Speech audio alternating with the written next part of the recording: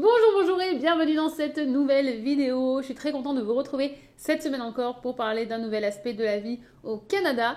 Et cette semaine, on va parler des différentes options pour trouver un emploi au Canada. Alors, c'est pas la première vidéo que je fais sur la vie professionnelle au Canada et à Toronto en particulier. Je vous ai déjà partagé comment j'avais trouvé mon premier job à Toronto quand je suis arrivée en 2014. Et une vidéo où je vous ai parlé de tous mes emplois à Toronto, comment je les avais trouvés et comment s'étaient passés les entretiens. Je vous mets les deux liens de ces vidéos dans la barre de description. Mais avant d'aller plus loin, si jamais on ne se connaît pas encore, je m'appelle Astrid, je suis française et canadienne depuis bientôt 1 an. J'ai grandi dans un petit village dans le sud-est de la France, en Ardèche, et j'habite à Toronto, au Canada, depuis 2014. J'ai aussi un blog où vous pouvez retrouver plein d'informations, que vous soyez intéressé par l'immigration au Canada comme moi, ou que vous ayez prévu des vacances pour nous rendre visite. Vous pouvez aussi bien sûr me retrouver sur Instagram où je partage au quotidien la vie en français à Toronto. Et petite nouveauté, vous pouvez maintenant vous inscrire à ma newsletter pour recevoir des informations sur les prochains événements que j'organise à Toronto, mais aussi pour recevoir les informations sur les ateliers que je donne pour aider les nouveaux arrivants qui vont redémarrer d'ici quelques semaines.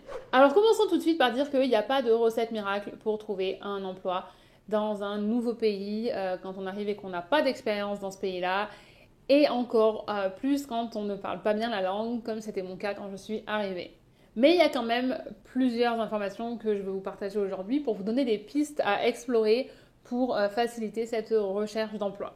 On va commencer tout de suite par l'option numéro 1, c'est les sites de recherche d'emploi. Alors c'est vrai que c'est le plus évident, c'est pour ça que je commence avec celui-ci. On a LinkedIn et on a Indeed qui sont vraiment les deux sites majeurs ici à Toronto en tous les cas. Et d'ailleurs je veux bien que vous les mettiez en commentaire si vous êtes dans d'autres villes ou dans d'autres provinces pour aider les personnes qui regarderont la vidéo après vous. Mais vraiment LinkedIn et Indeed c'est les deux sites que moi j'ai utilisés le plus pour trouver des emplois à Toronto. D'ailleurs, je vous recommande de m'ajouter sur LinkedIn puisque quand je vois des offres qui peuvent être intéressantes pour vous, je les repartage. Donc ça peut vous permettre de vous mettre dans votre radar des annonces que vous n'aviez pas forcément vues par vous-même. La deuxième option, et qui est encore plus vraie pour les nouveaux arrivants qui cherchent leur première expérience canadienne, c'est d'aller directement dans les cafés ou dans les magasins. Vous pouvez directement postuler de manière spontanée et leur demander s'ils cherchent des vendeurs ou des baristas. Et vous avez, même des fois, vous allez avoir un entretien tout de suite si la personne est disponible et qui sont vraiment à la recherche active de nouveaux personnels. C'est comme ça que moi j'ai trouvé mon premier emploi en magasin. Et c'est vrai que c'est pas forcément le boulot de vos rêves tout de suite, mais ça permet, comme je l'ai dit à de maintes reprises, et je ne cesserai de vous le répéter, ça vous permet d'avoir votre première expérience canadienne, ça vous permet de commencer à faire rentrer de l'argent parce que au début vous allez en dépenser beaucoup, donc c'est important de plus rapidement possible de pouvoir en faire rentrer. Mais ça va aussi vous permettre d'être en contact avec de nouvelles personnes, donc de commencer à rencontrer des copains, des copines, commencer à étendre votre réseau et ça va aussi vous aider à pratiquer votre anglais. Donc vraiment, je vois pas pourquoi on s'en priverait. Je sais qu'il y a des gens qui ne veulent pas passer par cette première expérience en se disant non, j'ai de l'expérience dans mon pays d'origine, je ne veux pas être vendeur en magasin. Moi, je vous encourage vraiment à passer par là parce que pour moi, ça a été bénéfique. Ça m'a permis de prendre le temps de découvrir la culture, de m'adapter à la ville avant de me retrouver dans un job où j'avais plein de responsabilités et où j'avais pas forcément pris le temps de m'adapter et de m'ajuster à la culture qui est complètement différente que ce qu'on peut connaître dans nos pays d'origine. Donc voilà, ça c'est la deuxième option qui se présente à vous. Allez directement dans les magasins ou dans les cafés qui vous intéressent. Dans la même lignée, je peux vous recommander aussi de vous balader en fait dans certaines rues, dans certains quartiers et de regarder les vitrines qui sont à la recherche de personnel. Il y en a quand même beaucoup et vous pouvez juste rentrer, vous présenter et encore une fois c'est possible que vous ayez un entretien direct parce que voilà, s'ils sont disponibles et qu'ils ont besoin de monde rapidement. Donc ça c'est quelque chose, gardez l'œil ouvert parce qu'il y a souvent en fait des panneaux à travers la ville où ils montrent qu'ils recherchent tel poste, tel poste, tel poste. Voilà, ça peut vous aider à avoir votre première expérience au Canada. Le quatrième point que je voulais aborder, c'est les groupes Facebook de vos communautés. Que ce soit la communauté francophone par exemple, mais que ce soit aussi des communautés par rapport à votre milieu professionnel. Vous allez par exemple avoir des groupes qui regroupent les personnes qui travaillent dans la finance à Toronto ou en Ontario ou au Canada et c'est possible que dans ces groupes-là, il y a des gens qui partagent des offres d'emploi. Donc ça c'est une piste à explorer. Et aussi les groupes Facebook de votre quartier, parce que si jamais il y a des gens qui recrutent dans votre quartier, c'est possible qu'ils partagent, parce que dans leur idée, ils vont se dire il y a peut-être des talents en fait dans le quartier, autant partager et faire appel à des gens qui sont déjà dans ce quartier-là. Donc ça, c'est des aspects qui ne sont pas à négliger. La cinquième idée que je voulais vous donner, c'est les newsletters. Je suis abonnée à quelques newsletters où j'ai remarqué que de plus en plus, en fait, à la fin, ils mettent les emplois qui sont disponibles dans leur entreprise, mais aussi chez leurs partenaires. Je ne sais pas pourquoi j'ai mis autant de temps à dire cette phrase. Mais ça vous donne aussi des pistes et surtout, en général, c'est très qualifié parce que c'est des posts vraiment dans votre domaine, puisque c'est une newsletter, par exemple. Moi, je suis des choses pour des créateurs de contenu. C'est des gens qui vont rechercher, par exemple, des vidéastes, des éditeurs, des producteurs. Donc, c'est vraiment très, très niche par rapport à mon domaine. Donc, si vous trouvez ces newsletters-là, vous allez aussi avoir des propositions qui vont être beaucoup plus qualitatives par rapport à vos recherches.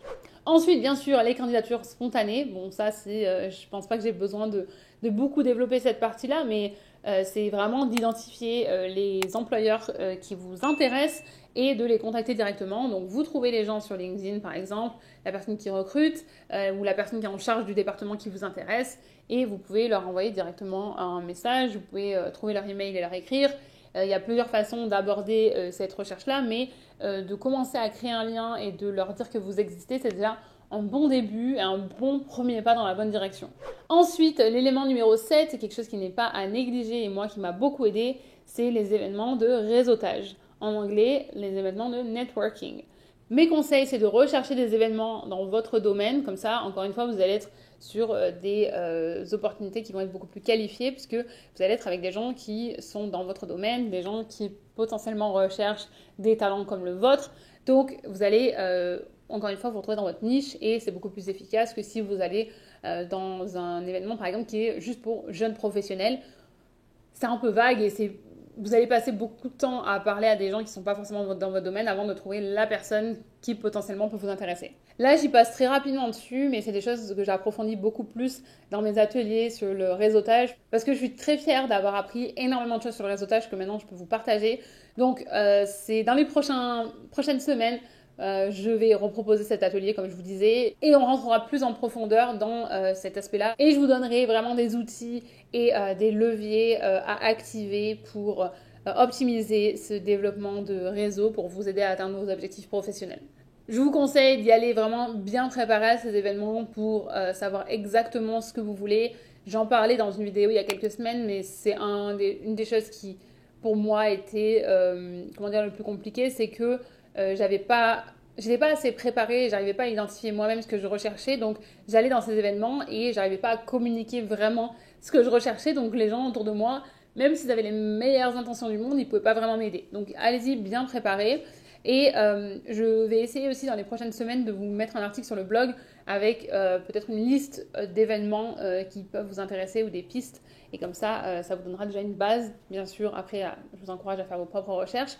Mais ça peut vous donner quelques exemples des événements de networking qui se passent ici à Toronto. Le 8e élément que je voulais vous partager, c'est les foires aux emplois. Alors, il y en a plein qui sont organisées à travers la ville et je pense qu'il y en a plein qui sont organisées à travers le Canada. On a par exemple à Toronto des foires à l'emploi qui sont organisées par la ville.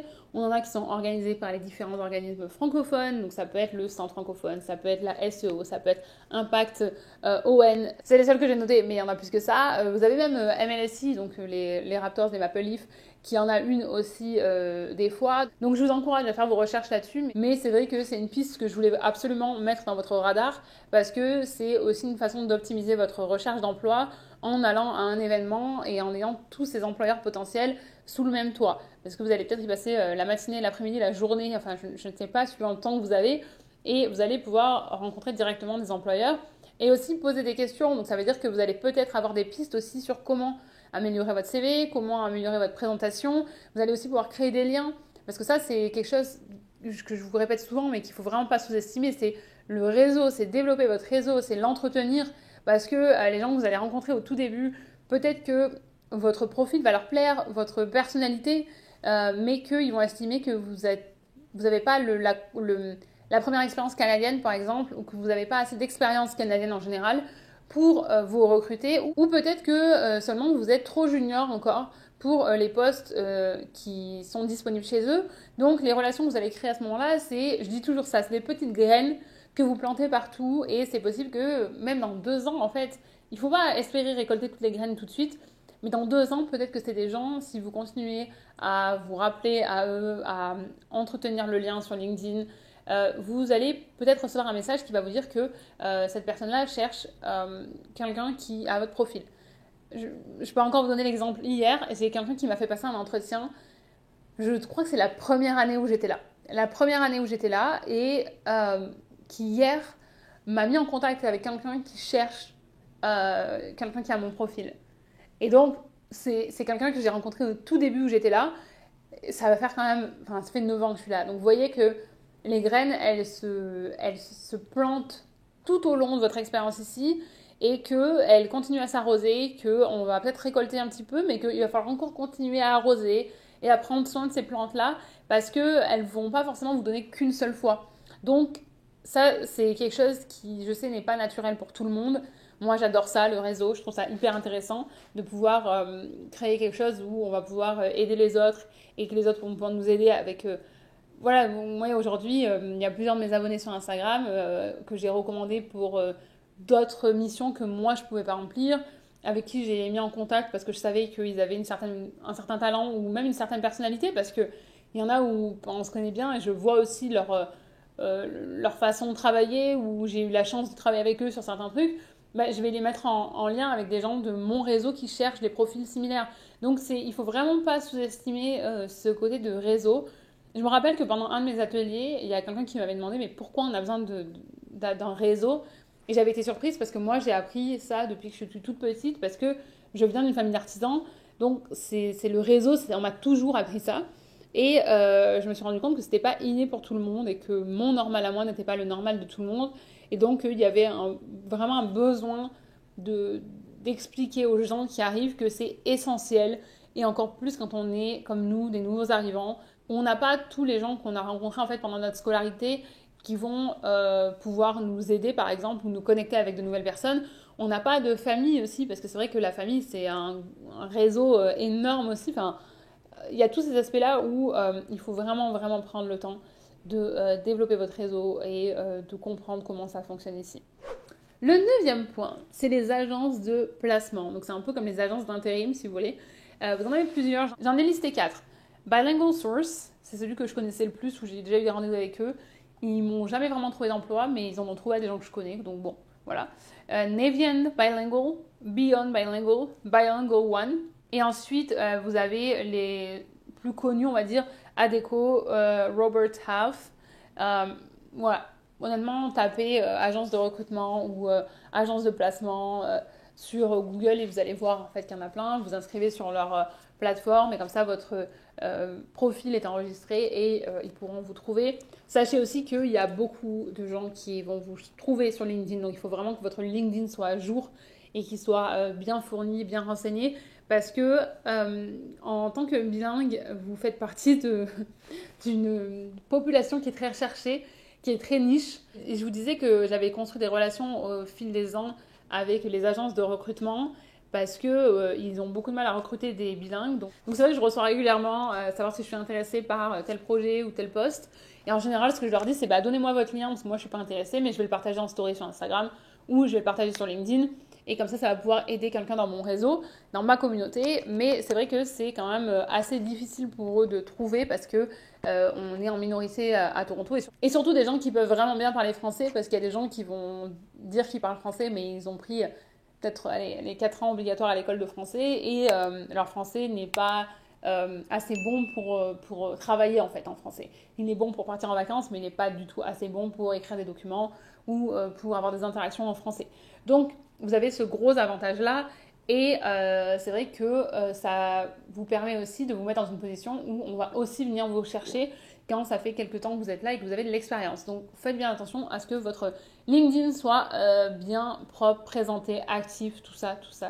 Et surtout, consultez vos messages. La dernière chose que je voulais vous partager, c'est le réseautage. J'en ai déjà beaucoup parlé parce que c'est un peu une de mes passions. Vraiment, j'adore le réseautage. Je vous l'ai dit 50 000 fois dans cette vidéo. Mais je vous ai noté qu'il fallait vraiment partager dans votre réseau que vous êtes en train de chercher un emploi. Il faut en parler autour de vous. Il faut expliquer précisément ce que vous cherchez. En fait, toutes ces personnes-là, elles vont aussi pouvoir vous garder dans un petit coin de leur tête. Et si elles ont une opportunité, elles vont pouvoir vous l'envoyer. Surveillez aussi les publications LinkedIn des gens que vous suivez. Donc, il faut bien ajouter les gens que vous rencontrez aussi, les gens dans votre domaine. Après, il ne faut pas accepter tout et n'importe qui. Parce que moi, il y a des gens, quand je vois qu'il n'y a vraiment aucun rapport avec le Canada, je ne les accepte pas parce que ça va potentiellement polluer mon fil d'actualité et je vais tomber sur des choses qui ne m'intéressent pas. Donc, voilà, il faut quand même être comment dire, pas sélectif, mais faire attention à ne pas accepter tout le monde juste pour dire que vous avez tant de connexions. Il vaut mieux toujours donner la priorité à la qualité plutôt qu'à la quantité. Et bien sûr, créer des relations avec les gens qui travaillent en ressources humaines dans votre domaine. C'est un très bon moyen en fait pour qu'ils se rappellent de vous, qui vous contactent quand ils ont des postes auxquels vous pouvez correspondre. Donc ça, c'est vraiment voilà, de commenter quand ils postent quelque chose, de leur envoyer un petit message pour leur anniversaire de boulot parce que vous avez une petite notification sur LinkedIn, de les féliciter voilà, pour une promotion. C'est quelque chose de... C'est du travail de fond en fait. C'est du travail de fond et c'est vrai que c'est toujours plus agréable quand la personne prend vos nouvelles régulièrement. Et ça ne veut pas dire de leur écrire tous les jours, hein. Ça veut dire quelques fois par an, c'est suffisant. Ça permet de créer une connexion plus authentique et plus régulière et donc de toujours rester dans le radar de ces personnes-là. Voilà, c'était une vidéo qui était assez courte, mais je pense que ça vous a partagé l'essentiel de ce que vous avez besoin de savoir. Je vous rappelle qu'il faut aussi prendre le temps de mettre votre CV au format canadien, ce qui est complètement différent du format français ou d'ailleurs du format d'un autre pays, j'imagine. Donc je vous dis français encore une fois parce que je suis française et que c'est mon expérience, mais je vous encourage grandement à faire ça avant d'arriver, même comme ça quand vous arrivez vous êtes prêts. Si jamais vous avez d'autres idées, d'autres suggestions, d'autres pistes à partager, je veux bien que vous le mettiez dans les commentaires pour aider les personnes qui regardent la vidéo après vous. Je vous remercie d'avoir passé ce moment avec moi. Je vous rappelle que si ce contenu vous plaît, vous pouvez vous abonner et partager ce contenu autour de vous. Comme ça, il y a plus de personnes qui peuvent profiter des conseils pour préparer leur vie au Canada. Je vous invite aussi à me rejoindre sur Instagram pour voir un petit peu plus de la vie à Toronto. Je vous remercie d'avoir passé ce moment avec moi. Je vous souhaite une excellente journée, une excellente soirée ou une excellente nuit où que vous soyez dans le monde et je vous dis à mercredi pour la prochaine vidéo.